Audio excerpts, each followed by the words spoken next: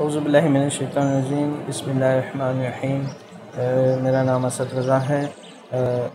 اس سال محرم کے چند دن پہلے مجھے یہ کڈنی کی طرف رائٹ سائڈ پہ درد اٹھا تھا، تو میں نے کافی اس کے حوالے سے علاج کروایا ہے، اور کافی یہاں تک کہ جو کوئی نسخہ بتا رہا تھا، اور یا کسی حکیم کا یا کسی ڈاکٹر کا مجھے بتا رہا تھا، میں وہاں پہنچ جاتا تھا، کچھ ٹائم دوائی کھاتا تھا، لیکن وہ بظاہر آرام آ جاتا تھا، لیکن پھر سے وہی تکلیف دوبارہ شروع ہو جاتی تھی۔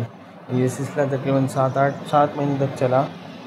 پھر کسی طرح میرا رابطہ یہ طب انبیاء و اہل بیت کے نمائندے سے ہوا، جو کراچی میں موجود ہیں۔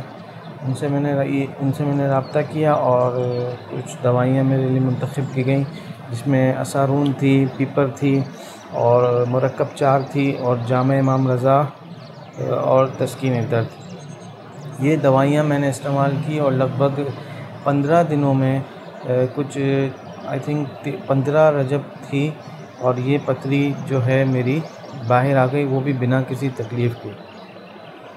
لیکن جس طرح کی تکلیف مجھے پہلے تھی، الحمدللہ جب پتھری باہر آئی اور اس کی سائز بھی ٹھیک ٹھاک تھی، لیکن وہ بنا کسی تکلیف کے باہر آ گئی۔